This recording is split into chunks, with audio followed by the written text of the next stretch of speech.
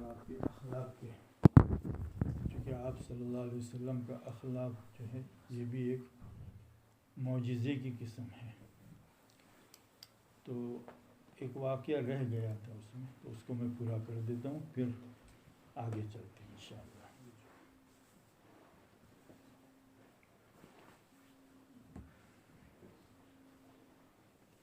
یہ میں عرض کر رہا تھا کہ امیہ بن خلف بدر کی لڑائی میں جو مارا گیا تھا، ابو جہل، امیہ بن خلف وغیرہ، اس کا بیٹا تھا صفوان بن امیہ. اس کا ایک دوست تھا عمیر بن وہب کر کے. یہ ایک روز مکہ میں دونوں بیٹھے باتیں کر رہے تھے کہ بھائی اس کا صفوان کا جو باپ ہے امیہ بن خلف یہ قتل ہو گیا ہے بدر میں، اور عمیر بن وہب اس کا بیٹا جو ہے یہ قیدی بن گیا تھا، مسلمانوں کے پاس قیدی بن کر آیا تھا. تو یہ دونوں مشورہ کر رہے تھے کہ بھائی یہ اب کیا کیا جائے. تو عمیر نے کہا کہ اصل میرے پر کچھ قرض ہے اور میرے بال بچے بھی ہیں، اگر یہ چیزیں نہیں ہوتی تو میں تو یہ قصہ ہی ختم کر دیتا، نعوذ باللہ. یعنی آپ صلی اللہ علیہ وسلم کو جا کر میں قتل کرنے والا تھا. تو صفوان نے کہا کہ اس کی فکر مت کر، تیرا قرض میرے اوپر ہے اور تیرے اہل و عیال کا خرچہ بھی جو ہے یہ میں دیکھوں گا.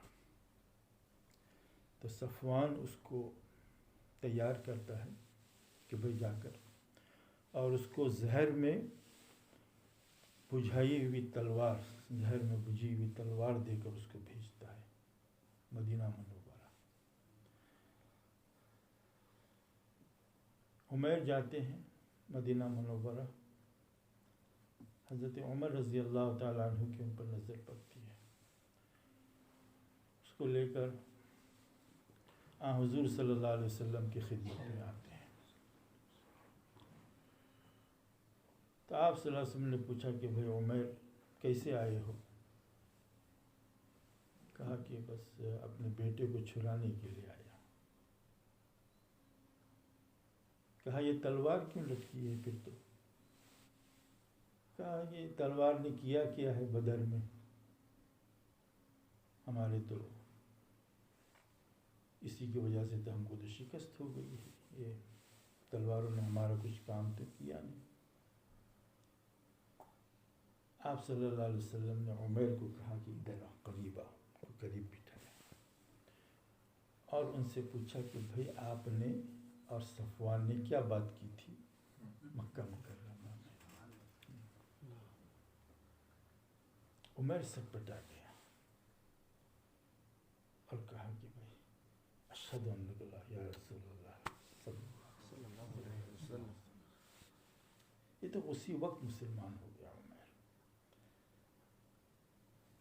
عمیر نے اجازت طلب کی کہ میں جاتا ہوں مکہ.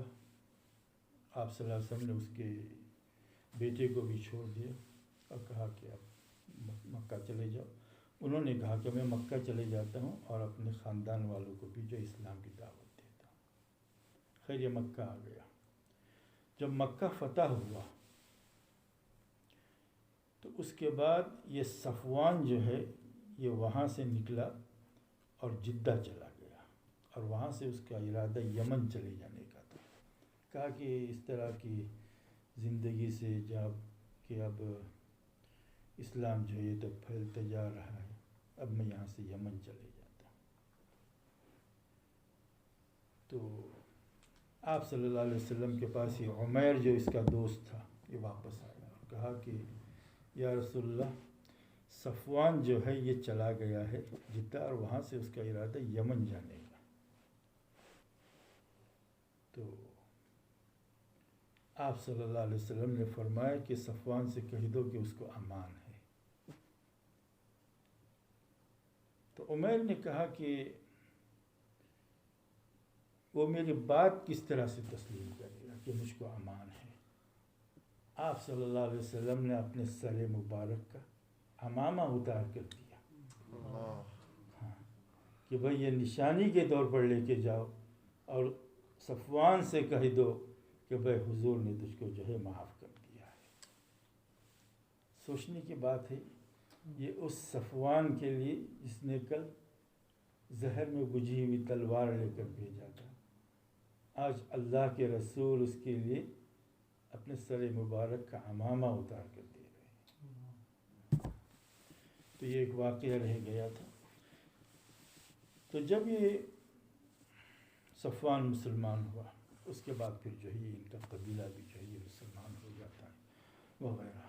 تو یہ سب اسی لیے حضور صلی اللہ علیہ وسلم کے اخلاق جو ہے یہ بھی معجزات میں سے ہے. یہ عبداللہ بن ابی کا جب واقعہ ہوا، اس کا انتقال کا وقت، حضرت عائشہ پر تہمت دینے والا یہ شخص رئیس المنافقین یہ ہے یہ، لیکن جب اس کا انتقال ہوتا ہے تو ان کے بیٹے حضرت عبداللہ آپ کے پاس آتے ہیں، کہتے ہیں کہ یا رسول اللہ میرے ابا کا انتقال ہو گیا ہے، میں چاہتا ہوں کہ آپ کا قمیص مبارک اس کو دے دو تاکہ میں اس کو اپنے باپ کو اس میں دفن کر دوں، شاید کہ اللہ تعالیٰ آپ کے کرتے کی وجہ سے اس کی مغفرت فرما دے. بہرحال جب آپ صلی اللہ علیہ وسلم نے اپنا قمیص مبارک اتار کر ان کو دیا اور فرمایا کہ جب جنازہ تیار ہو جائے تو مجھے بلا لینا. گئے آپ صلی اللہ علیہ وسلم، جنازے کی نماز پڑھی. حضرت عمر رضی اللہ تعالیٰ عنہ کہتے کہ میں تو حضور کے سامنے ہو گیا کہ یا رسول اللہ آپ کس کی جنازے کی نماز پڑھ رہے ہیں. جس نے شروع دن سے یہ عبداللہ بن ابی جو ہے یہ اوس اور خزرج یہ دو قبیلے ہوا کرتے تھے مدینہ منورہ میں، اور ان دونوں میں ہمیشہ کی لڑائیاں چلتی رہتی تھی. بالآخر یہ دونوں قبیلے تنگ آ گئے تھے کہ بھئی کسی طرح صلح ہو جائے.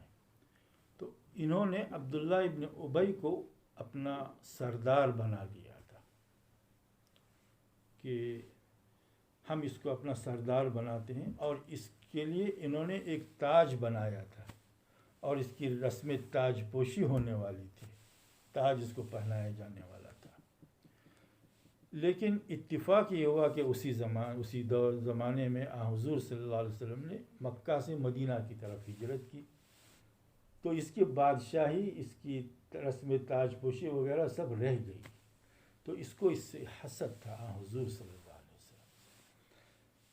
تو کئی غزوات، مطلب غزوہ بدر میں بھی اور غزوہ احد میں بھی حضرات صحابہ کو لے کر نکلا، اور لیکن ان کو غلط راستے پر لے کر چلا گیا وغیرہ. تو اس نے بڑی تکالیف پہنچائی حضور صلی اللہ علیہ وسلم. تو آپ صلی اللہ علیہ وسلم نے اس کے باوجود بھی فرمایا کہ بھائی ان کو، حالانکہ قرآن میں حکم نازل ہوا تھا کہ بھائی استغفر لہم ام لا تستغفر لہم ان تستغفر لہم 70 مرۃ فلن یغفر اللہ لہم. آپ ان کی مغفرت کی دعا کرو نہ کرو، اللہ تعالیٰ ان کی مغفرت کی دعا بخشش نہیں کریں گے. تو حضرت عمر رضی اللہ تعالیٰ عنہ فرماتے کہ یا رسول اللہ، اللہ تعالیٰ نے تو یہ آیت نازل فرمائی کہ اللہ تعالیٰ نے مجھ کو اختیار دیا ہے، خیرنی ربی استغفر لہم ام لا تستغفر لہم. آپ استغفار کرو یا نہ کرو، اور یہ جو فرمایا نا کہ 70 مرتبہ بھی استغفار کریں گے، میں اس کے لیے 70 سے زیادہ مرتبہ استغفار کی دعا کروں. ہاں. تو بہرحال آپ نے نماز جنازہ پڑھائی اس کی، اور اس کے منہ میں اپنا لعاب مبارک ڈالا ہے آپ صلی اللہ علیہ وسلم نے. جب اس فیاضی کو، اس حسن اخلاق کو اس کی قوم نے دیکھا ہے، قبیلہ خزرج نے، پوری قوم اسلام لے آئی ہے حضور کے ساتھ. تو اخلاق جو ہے یہ حضور صلی اللہ علیہ وسلم کا یہ بھی ایک بہت بڑا معجزہ جو ہے بتایا جاتا ہے. اور اس کے بعد وہ قرآن میں آیت نازل ہوتی لا تقم علی ولا تصلی علی احد منهم مات ابدا ولا تقم علی قبره. ہاں بس یہ آیت نازل ہوتی کہ اب آئندہ کسی کے لیے بھی نہیں یہ آپ کر سکتے. بہرحال یہ ایک واقعہ وہ رہ گیا تھا.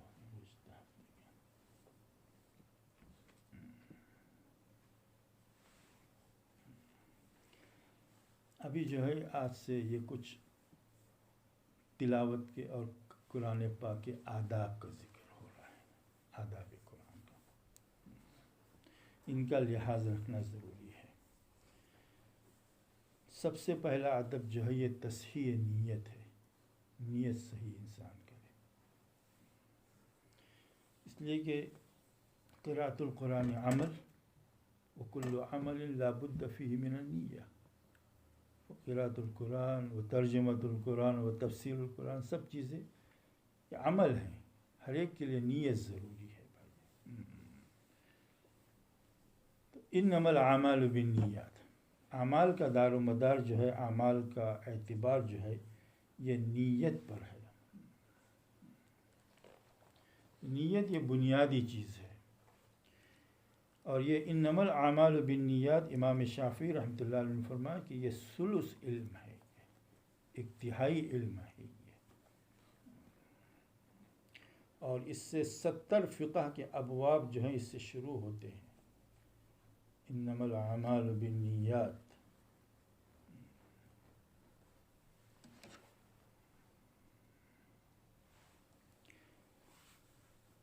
یہ بعض علماء کے لیے یہ عرض کر رہا ہوں کہ بھائی الاعمال یہ مبتدا ہے، اور بالنیات یہ جار مجرور ہو کر یہ خبر ہو جاتی ہے، اور اس کا تعلق ہوتا ہے تعتبر کے ساتھ، اعتبار کیا جائے گا۔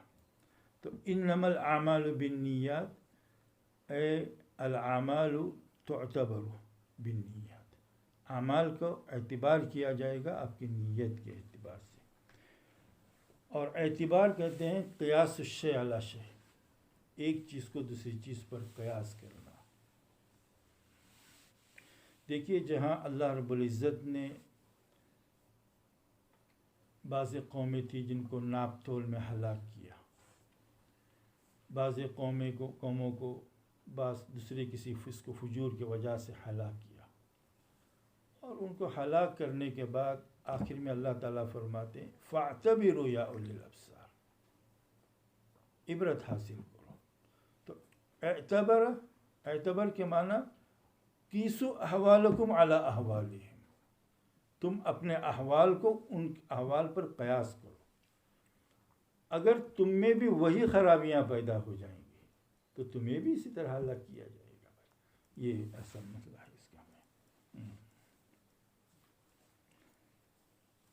تو نیت اگر صحیح ہوگی عمل صحیح ہوگا۔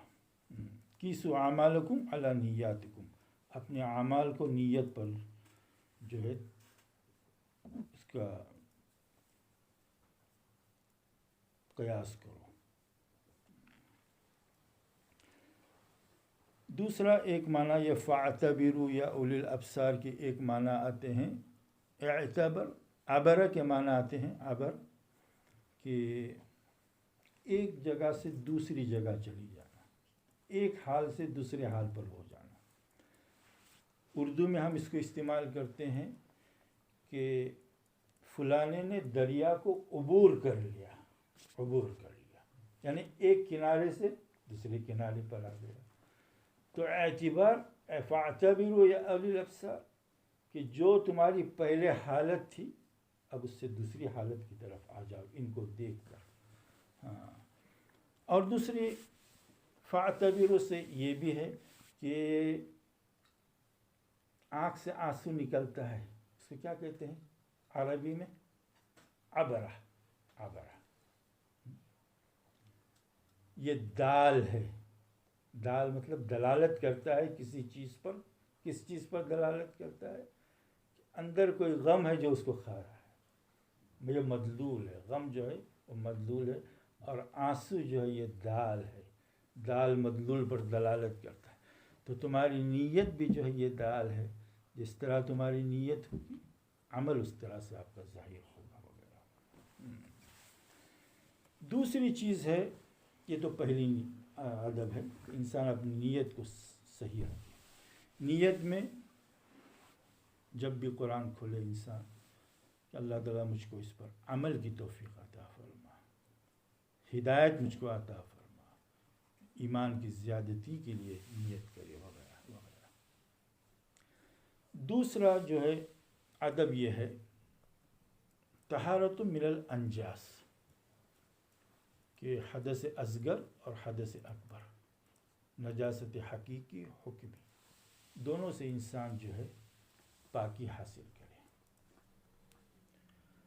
ابھی مفتی تو آپ کو یہی فتویٰ دے گا کہ بھائی حدث اصغر حدث اکبر، وضو نہیں ہے وضو کر لو، غسل کی حاجت ہے غسل کر لو، آپ قرآن پڑھ سکتے ہیں، ٹھیک ہے۔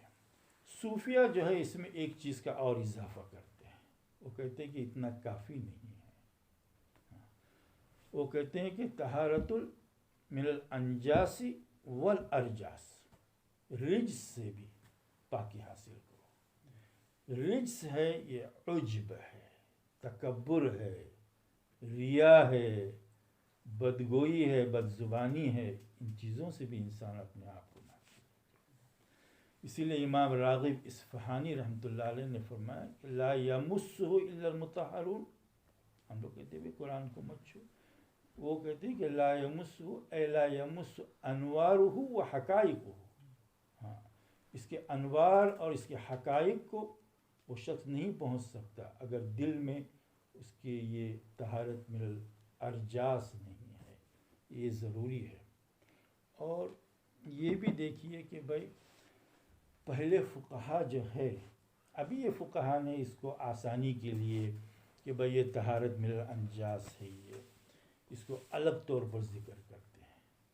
پرانے زمانے میں اس طرح نہیں تھا، پہلی کتابوں میں مطلب ائمہ مجتہدین کے زمانے میں۔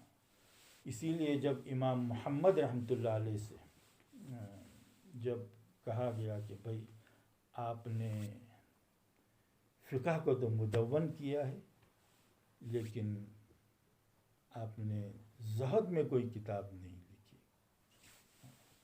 امام محمد نے یہی فرمایا کہ بھائی میں نے کتاب البیوع لکھی ہے، میں نے کتاب البیوع میں آپ حلال اور حرام کی تمیز کرو، ادھر یہی تو زہد ہے، یہی تقویٰ ہے اصل ہے۔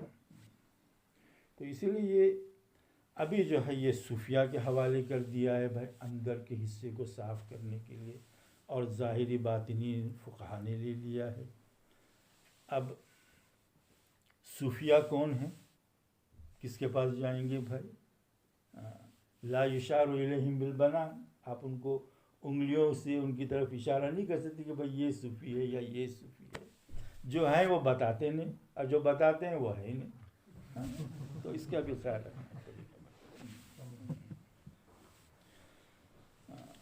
تو امام محمد ابن الحسن الشیبانی نے یہ کتاب لکھی ہے بھائی، کتاب البیوع، یہ امام صاحب کے شاگردوں میں ان کا دوسرا نمبر تھا، پہلے نمبر پر امام ابو یوسف ہیں، ابو یوسف قاضی ہیں۔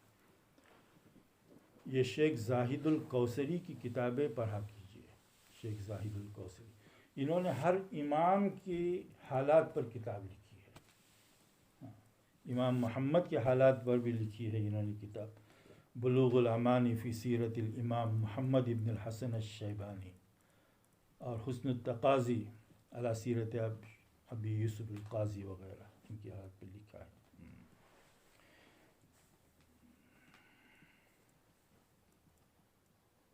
امام محمد رحمۃ اللہ علیہ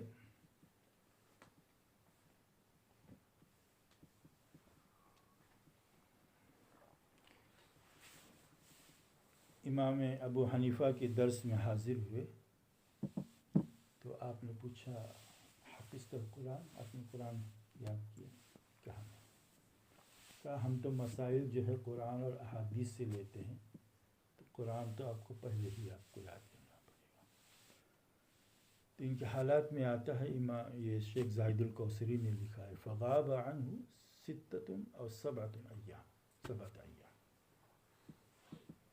6 یا 7 دن میں آپ نے قرآن حفظ کیا ہے، امام محمد بن الحسن الشیبانی۔ سب سے کم جو دنوں میں جس نے یاد کیا ہے وہ 3 دن کی بات روایت آتی ہے بھائی، جنہوں نے 3 دن میں، محمد بن سائب کر کے کوئی ہے کلبی، محمد بن صاحب الکلبی، انہوں نے 3 روز میں قرآن کو حفظ کیا ہے۔ تو یہ امام محمد رحمۃ اللہ علیہ جو ہیں یہ امام شافعی کے استاد ہیں، اور امام شافعی فرماتے ہیں کہ مجھ پر سب سے بڑا احسان امام محمد کا ہے، علم کی وجہ سے بھی، اور انہوں نے مجھ کو میرے ظاہری اسباب پر بھی، میری مالی حالت اتنی اچھی نہیں تھی، تو امام محمد نے جو ہے میری بڑی مدد فرمائی ہے ہر حالت میں۔ اسی لیے ابن عبد البر نے شذرات الذہب میں لکھا ہے کہ ہر شافعی کے لیے یہ چاہیے، ہر شافعی کے لیے، کہ وہ امام محمد کے لیے مغفرت کی، ان کے رفع درجات کی دعا کرتے رہا کرو، اس لیے کہ امام شافعی پر ان کا بڑا احسان ہے یہ۔ اللہم اغفر لہم، اللہم ارفع درجتہم، آمین رب العالمین۔ 54 سال کی انہوں نے عمر پائی ہے امام محمد نے، 54 سال کی عمر، ایسا نہیں کہ بھائی کوئی 70 80 90 سال کی عمر۔ اور پھر جو ان کے کارنامے آپ دیکھو، 999 کتابیں انہوں نے لکھی ہے، 999 کتابیں، اور وہ کتابیں ایسی ویسی نہیں بھائی، 60 جلدوں میں تاریخ سیر کبیر لکھی ہے اپنی، سیر کبیر 60 جلدوں میں، اور انہوں نے المبسوط لکھی ہے، 1000 صفحات پر مشتمل ہے، یہ 6 جلدوں میں ہے۔ آج تو ہم لوگ بھائی یہ عجائبات کی دنیا ہے، تو یہ عجیب چیز نکل گئی، یہ عجیب چیز نکل گئی، ہمیں اپنے اسلاف کے حالات کا علم نہیں ہے، ورنہ یہ کسی کرامت سے کم نہیں ہے، ان کی حالات حقیقت میں کسی کرامت سے کم نہیں ہے۔ اور یہ نہیں کہ خالی بھائی یہ دن ان کو بیٹھ کر لکھنا ہی تھا، یہ تو قاضی تھے، عدالت میں بھی ان کو جانا تھا، درس دینا ہے ان کو۔ ہارون رشید نے اپنے دربار میں ان کو قاضی کی حیثیت سے رقہ کے ان کو قاضی بنایا تھا، امام محمد کو۔ ایک دفعہ ہارون رشید کو رے جانے کا اتفاق ہوا، مقام رے یہ تقریباً شیراز وغیرہ کی طرف ہے، ہرات کے آگے، جہاں سے امام فخر الدین رازی وغیرہ، الشافعی، سب شافعی ہیں نا ادھر؟ تو حنفی ہے؟ اچھا، آپ بھی حنفی ہیں؟ آپ بھی میں دونوں ہوں مجھ سے، ہاں میں دونوں ہوں۔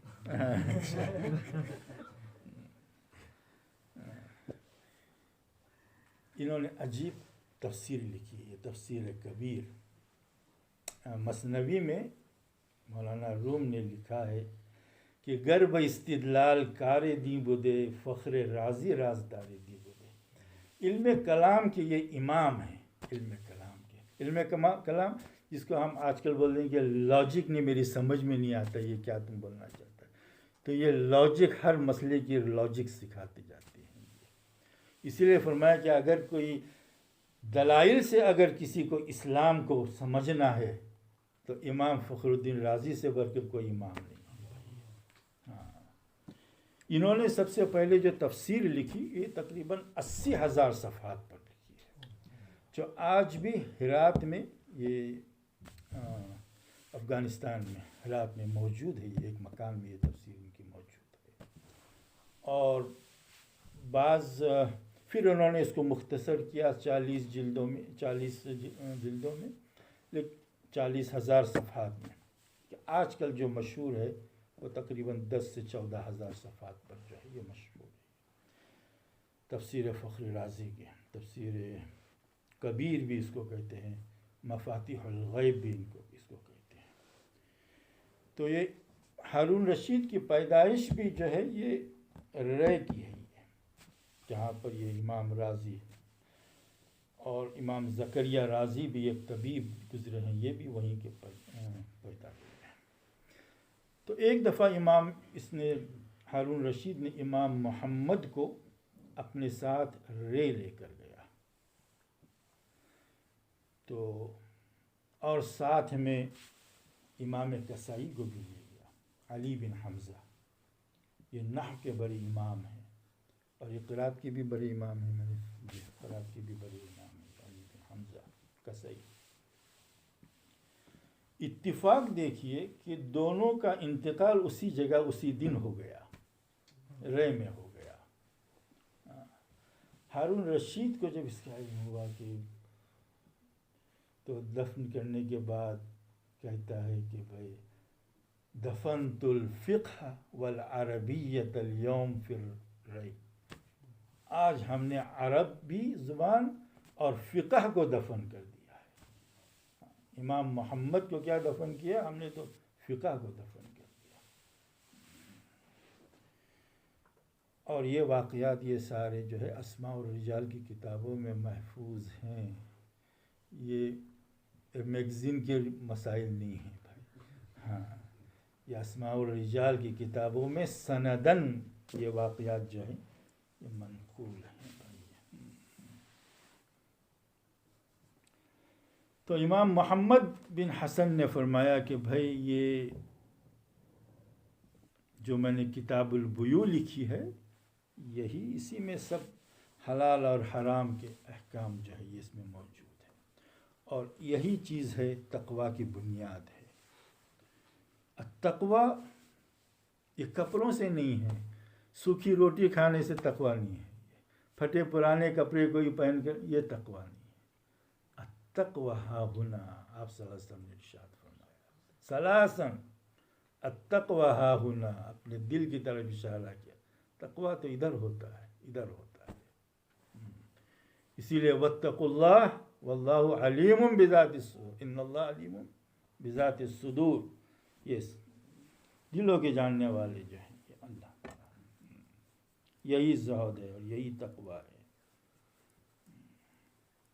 تو اصل تقویٰ جو ہے یہ حرام سے اجتناب، بچنا، اور رزق حلال کی تلاش۔ دیکھیے یہی امام محمد نے ایک کتاب لکھی ہے الاکتساب فی الرزق المستطاب، الاکتساب فی الرزق المستطاب، عمدہ اور بہترین روزی آپ کس طرح حاصل کریں گے، الاکتساب۔ اس کی شرح لکھی ہے شمس الائمہ سرخسی نے۔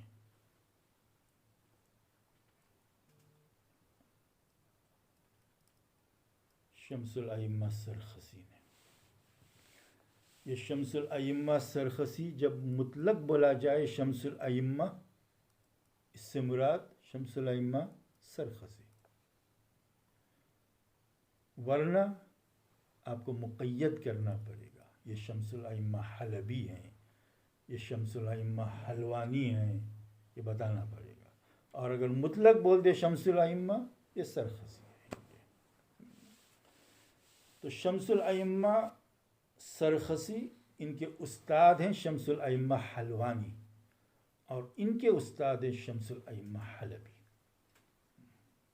تو انہوں نے اس کتاب کی شرح لکھی ہے الکسب، الکسب کر کے، الاکتساب فی الرزق المستطاب جو امام محمد نے لکھی ہے اس کی شرح لکھی ہے یہ الکسب کر کے۔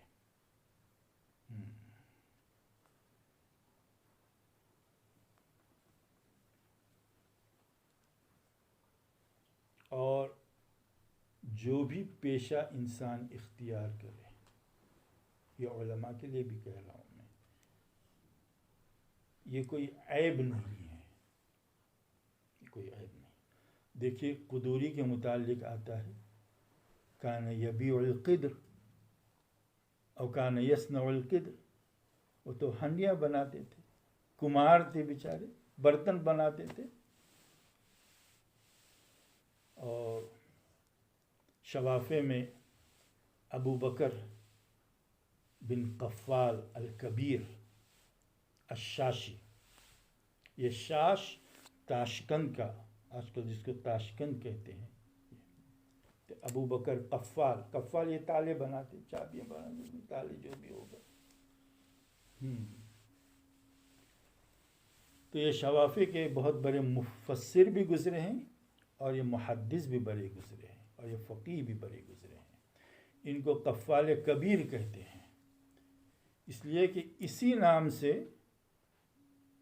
دوسرے بھی ہیں، ابو بکر بن عبداللہ القفال الشاشی، تو یہ ان کو قفال صغیر کہتے ہیں. اور یہ دونوں شوافع کے بہت بڑے علماء میں گزرے ہیں. دونوں کے درمیان میں بھی تقریباً 300-400 سال کا فرق ہے یہ دونوں کے درمیان میں. تو یہ ابو بکر قفال ہیں، یہ تالے چابی بناتے تھے. اسی طرح امام مالک، امام ابو حنیفہ کے متعلق مشہور ہے، یہ بزاز تھے، کوئی عطار تھے. تو کوئی یہ جو پیشہ ہے یہ کوئی عیب نہیں ہے، صرف یہ دھیان رکھے کہ بھئی یہ غالب نہیں ہونا چاہیے علم پر. شمس الائمہ حلوانی، جن کا بھی میں نے ذکر کیا، یہ تو رات میں حلوہ بناتے تھے اور پھر صبح کو بغداد کے جامع مسجد کے باہر بیچتے تھے اس کو. اسی لیے تو ان کو حلوائی کہتے ہیں، اور بعض لوگ ان کو حلوانی بھی کہتے ہیں یہ اس کو. تو یہ صبح بیچتے تھے، جب وہ ختم ہو جاتا تھا جا کر مسجد میں درس دیتے تھے، فقہ کا درس دیتے تھے.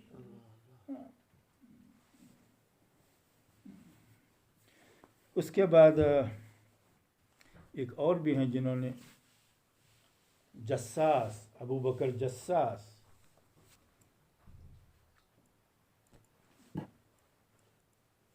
جساس چونا بنانے والا. اس کا مطلب حسن کیا نکلا کہ پان کھایا جاتا تھا اس زمانے میں، ہے نا. اس لیے تو چونا بیچتے تھے، ورنہ کیا کرے کوئی چونا بیچے گا. ہاں، یہ ابو بکر جساس ہیں. یہ میں پان والے کو ڈھونڈ تو رہا ہوں لیکن اب تک ملا نہیں ہے کوئی ایسا.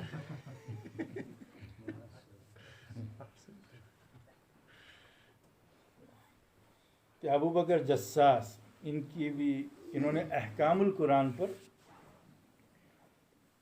حنفیہ کے استدلالات اور استنباطات، جن مسائل، جن آیتوں سے، قرآن کی جن آیتوں سے مسائل کو اخذ کیا گیا ہے، لیا گیا ہے، ان کو اس میں جمع کیا ہے. لیکن یہ ابو بکر جساس جو ہیں یہ پہلے حنفی نہیں ہیں. ہاں، اس کے پہلے امام شافعی رحمۃ اللہ علیہ نے سب سے پہلے کتاب لکھی ہے احکام القرآن کے نام سے. لیکن یہ کتاب امام شافعی کی اپنی کتاب نہیں ہے. یہ کتاب الرسالہ اور کتاب الام، جو امام شافعی کے دو مشہور کتابیں ہیں، ان سے امام بیہقی نے اس کو استنباط کر کے، اس کو جو جن مسائل سے استنباط کیا ہے امام شافعی نے کتاب الام میں اور الرسالہ میں، ان کو جمع کیا ہے امام بیہقی رحمۃ اللہ علیہ نے. اسی لیے بعض علماء فرماتے ہیں کہ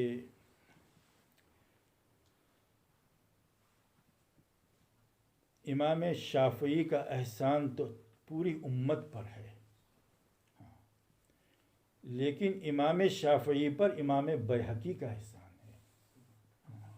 انہوں نے ان کی فقہ کو مضبوط کیا ہے اور مدون کیا ہے امام، اور اللہ تعالیٰ نے ان کی کتابوں کو مقبولیت بھی بہت عطا فرمائی. جب ان کا انتقال ہوتا ہے تو کسی نے خواب دیکھا ہے کہ ایک باکس جیسا ہے جو اوپر جا رہا ہے اور اس میں سے نور نکل رہا ہے. تو پوچھا گیا کہ یہ امام بیہقی کی کتابیں ہیں. اللہ تعالیٰ ان کے درجات کو بلند فرمائے. اللہ تعالیٰ. اور اس کے بعد پھر امام طحاوی نے ایک کتاب لکھی ہے احکام القرآن کے نام سے، یہ حنفی میں ہے. تو سب سے پہلے امام شافعی نے لکھی، اس کے بعد امام طحاوی نے لکھی، اور پھر امام ابو بکر جساس نے لکھی. اور لیکن امام ابو بکر جساس نے بعض جگہوں پر یہ سورہ نساء میں امام شافعی رحمۃ اللہ علیہ کے متعلق کچھ نامناسب کلمات کہے ہیں. اس کو ہر مفسر اس کو جو ہے اس کو تنقید کی نظر سے دیکھتا ہے کہ بھئی جساس نے اس طرح نہیں لکھنا چاہیے تھا. اور اسی طرح وہ جو سورہ حجرات میں جو ہے وَإِن طَائِفَتَانِ مِنَ الْمُؤْمِنِينَ اقْتَتَلُوا، یہاں پر حضرت معاویہ رضی اللہ تعالیٰ عنہ کے بارے میں بھی انہوں نے محتاط کلمات استعمال نہیں کیے ہیں امام جساس نے. تو یہ 2-3 جگہ ایسی ہیں جس پر اعتراض کیا گیا ہے، لیکن بہرحال ان کی یہ تفسیر ایک ماخذ کا درجہ رکھتی ہے احناف کے نزدیک. بہت علوم ہے اس میں، اسی لیے خذ ما صفا و دع ما قدر. ہاں بس یہ ہے اصل. لیکن اس کا پھر بعد میں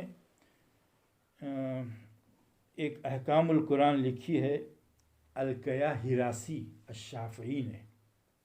القیہ ہراسی الشافعی انہوں نے بھی احکام القرآن لکھی ہے، اور اس میں انہوں نے جساس کے جو اشکالات تھے ان کا جواب دیا ہے اس میں انہوں نے. اور اس کے بعد آخر میں جو ہے یہ ابن العربی کی احکام القرآن ہے. دیکھیے یہ 2 ابن عربی ہیں. ایک تو ابن العربی الف لام اگر آیا تو ابن العربی، یہ جو ہے یہ محدث بھی ہیں مفسر بھی ہیں. انہوں نے موطا مالک کی بھی شرح لکھی ہے، اور عارضۃ الاحوزی ترمذی کی بھی انہوں نے شرح لکھی ہے. یہ المعروف الف لام سے ہے یہ. اور ایک ابن عربی ہیں، یہ ابن عربی دونوں اندلس کے ہیں، دونوں اندلس کے ہیں یہ. اور دونوں جو ہیں یہ مالکی بھی ہیں، یہ بھی بات ہے. مگر ایک ابن العربی ہے اور ایک ابن عربی ہے. یہ ابن عربی کو شیخ اکبر بھی کہا جاتا ہے. ان کی تصنیفات ہیں فصوص الحکم اور فتوحات مکیہ وغیرہ، تصوف میں ان کی کتابیں ہیں. بعض علماء نے ان پر کچھ اشکال بھی کیا ہے ابن عربی پر. تو اسی لیے مجدد الفسانی رحمۃ اللہ علیہ، یہ ابو الحسن ندوی نے تاریخ دعوت و عزیمت میں بھی اس کو نقل کیا ہے. مجدد الفسانی نے ان پر اشکال کیا ہے کہ بھئی یہ فصوص کو آپ کے رہنے دو، ہم تو نصوص کے قائل ہیں. جو نص سے جو بات ثابت ہے ہم تو اس کے قائل ہیں. بھئی آپ کے فصوص آپ کے پاس رکھ دیجئے. اور فتوحات مکیہ کے متعلق فرمایا کہ بھئی آپ کی فتوحات مکیہ آپ کو مبارک، ہم تو فتوحات مدنیہ پر ابھی ہم قائم ہیں. جی تو بعضوں نے ان پر اشکال بھی کیا، لیکن یہ اشکال تو خیر چلو علمی اشکال ٹھیک ہے، جن کو حق ہے کہنے کا.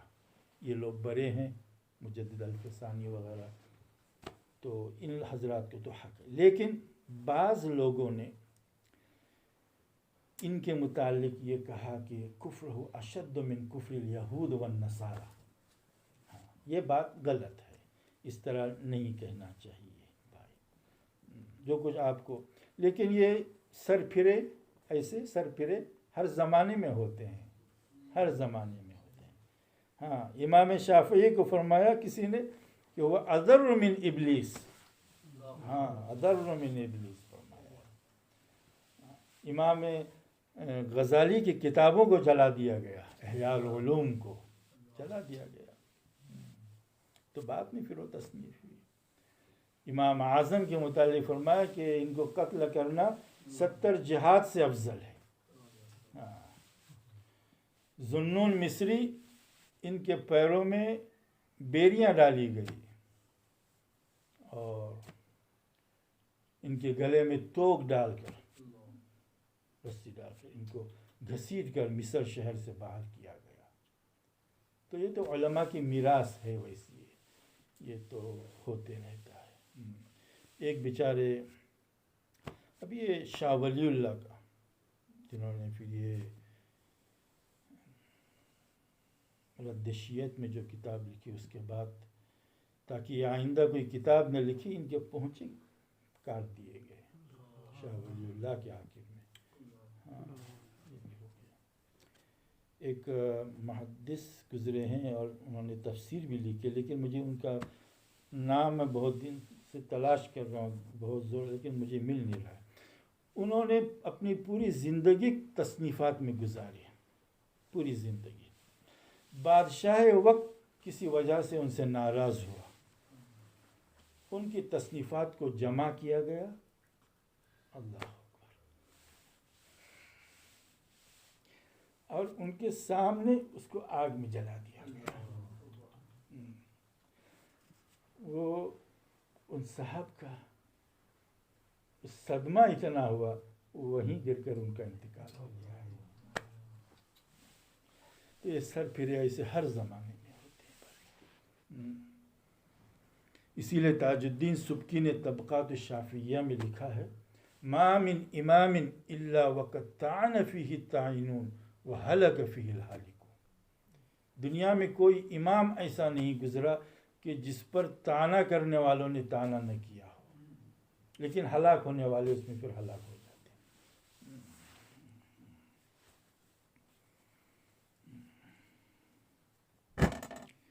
اللہ یا اللہ۔ تو عرض یہ کر رہا تھا التقوی۔ حضرت علی رضی اللہ تعالیٰ عنہ سے کسی نے پوچھا کہ بھائی یہ تقوی کیا چیز ہے؟ فرمایا یہ خوف من الجلیل۔ یہ 4 تعریفیں لکھوا رہا ہوں حسن بھائی، 4 تعریفیں، امتحان میں آئے گا سب کے لیے، جس کا جو بھی ادھر حاضر ہے سب کا امتحان ہوگا۔ ہاں جی انشاءاللہ۔ تو 4 تعریفیں حضرت علی رضی اللہ تعالیٰ عنہ فرماتے ہیں کہ بھئی التقوی ہی خوف من الجلیل، اللہ کا خوف دل میں ہو، والرضا بالقلیل، تھوڑا ہو انسان کی قناعت ہو اس کے اوپر، اس پر راضی رہے، والرضا بالقلیل، والعمل بالتنزیل، تنزیل کتاب اللہ پر عمل، والاستعداد لیوم الرحیل، جانے کے دن کے لیے تیاری کر کے رکھ دو۔ یہ ایک تعریف ہے۔ دوسری تعریف ہے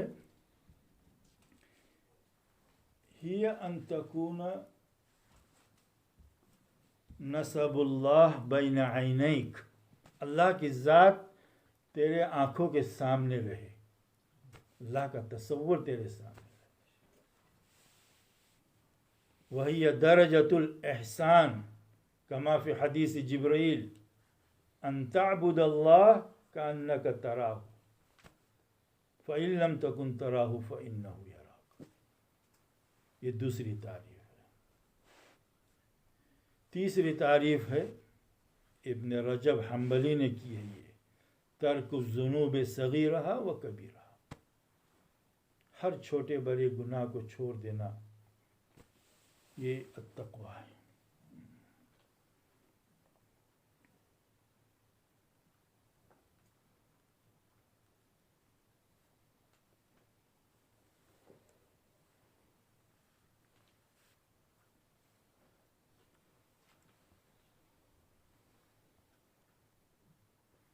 اشعب تمہ کا آپ نے نام سنا ہے؟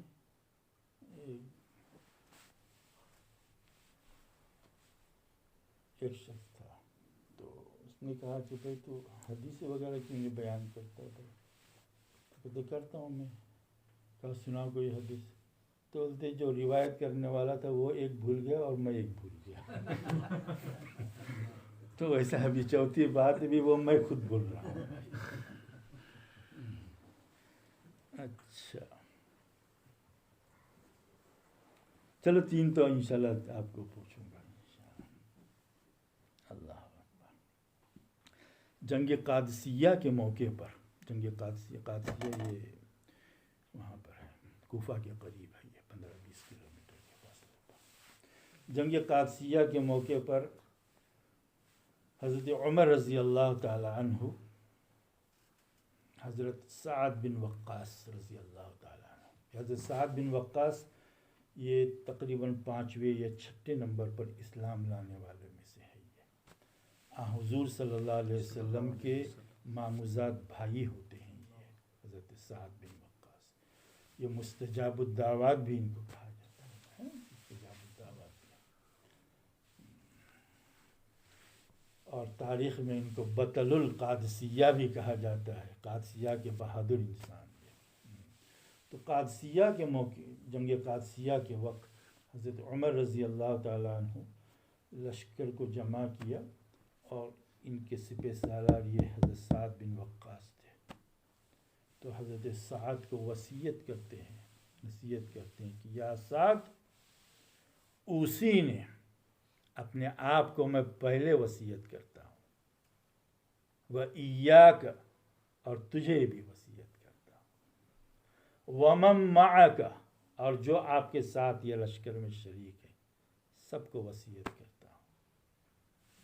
اوصینی وَإِيَّاكَ وَمَن مَعَكَ بِالتَّقْوَى اللَّهِ، اللہ سے تقوی کا.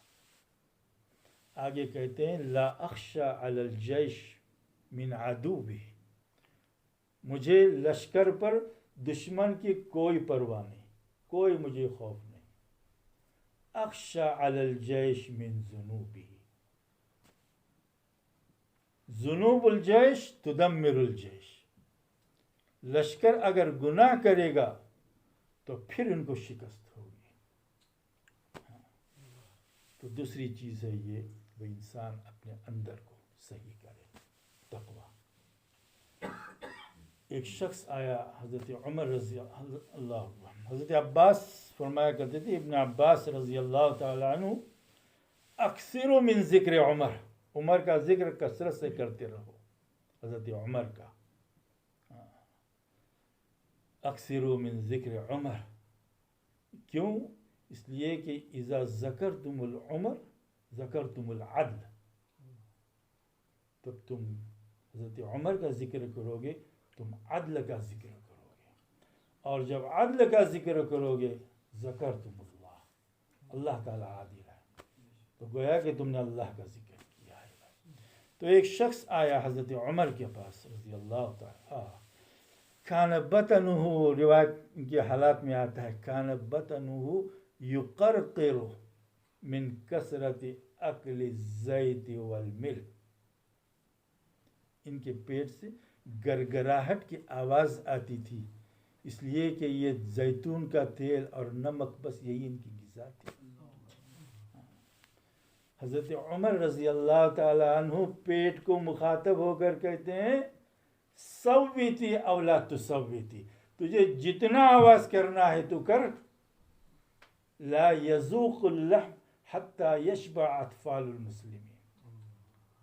ہاں، جب تک کہ مسلمان کے ہر بچے کو گوشت نہیں ملے گا تو بھی گوشت نہیں کھائے گا.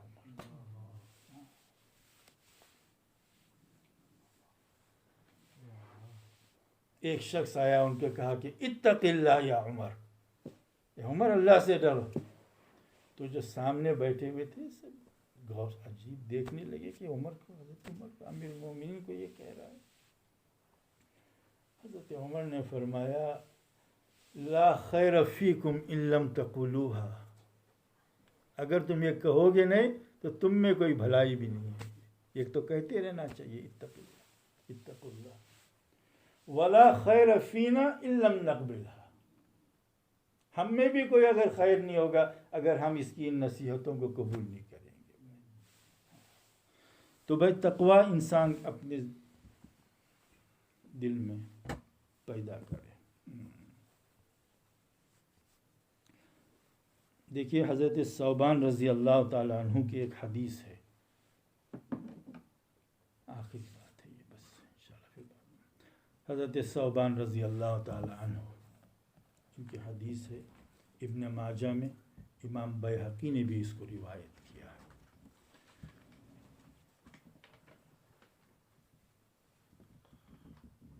اور یہ صحیح حدیث ہے.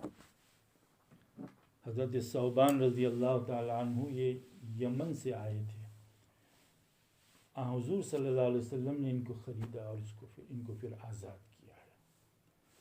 اور پھر فرمایا کہ بھائی اگر آپ کو چاہے تو آپ یمن واپس چلے جاؤ اپنے اہل و عیال کے ساتھ، اور آپ چاہو تو ہمارے ساتھ رہ سکتے ہیں۔ بہرحال انہوں نے پھر حضور صلی اللہ علیہ وسلم کے ساتھ رہا۔ یہ حضرت ثوبان رضی اللہ تعالیٰ عنہ کی حدیث ہے، اس کو یاد کیجیے گا۔ ان ثوبان رضی اللہ تعالیٰ عنہ، آپ صلی اللہ علیہ وسلم فرماتے لَأَعْلَمَنَّ أَقْوَامًا، میں جانتا ہوں ایسے لوگوں کو، یأتون یوم القیامت بحسنۃ امثال جبال تہامۃ بیضاء، قیامت کے دن روشن اور چمکدار، چمکنے والے اعمال لے کر آئیں گے اللہ کے پاس۔ کتنے لائیں گے؟ تہامہ، تہامہ ایک پہاڑ کا نام ہے، تہامۃ بیضاء، پہاڑ کے جتنے۔ فجعل اللہ ہباء منثورا، اللہ اکبر، ہباء منثورا، یہ جو دھول اڑتی ہے نا، دھول جو دکھتی بھی نہیں ہے، یہ ہباء منثورا، اللہ تعالیٰ اس کو ختم کر دیں گے، کوئی قیمت نہیں آپ کے عمل۔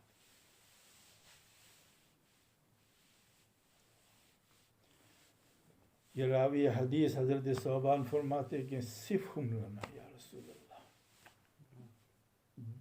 جلہم لنا، ان کا تذکرہ، ان کا ذکر کیجیے تاکہ ہم پہچانے کہ یہ کون ہے، ایسا نہ ہو کہ ہم ان میں سے ہو جائیں۔ آپ نے فرمایا وہ تمہارے بھائی ہیں، من اخوانکم ومن جلدتکم، جلدتکم اس طرح تمہاری، تم لوگوں کی طرح، تمہارے رنگ و روپ ہوگا۔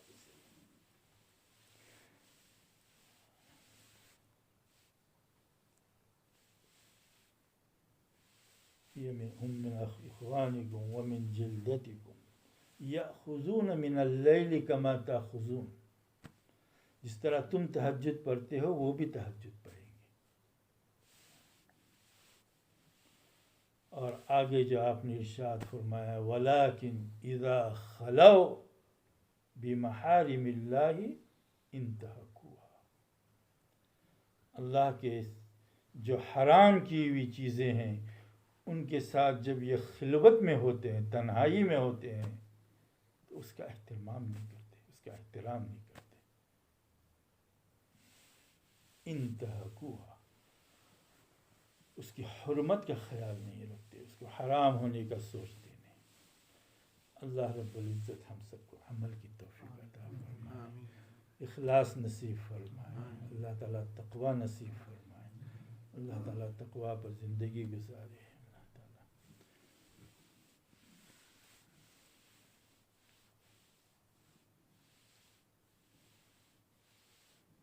وآخر دعوانا الحمدللہ رب العالمین۔ اللہ تعالیٰ ہماری جو بھی بیمار ہیں ہمارے، ان کو سب کو شفاء کاملہ نصیب فرما۔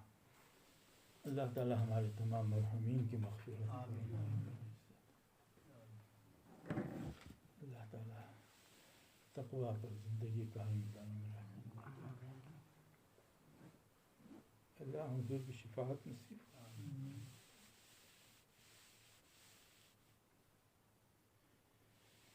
ربنا تقبل منا برحمتك يا ارحم الراحمين۔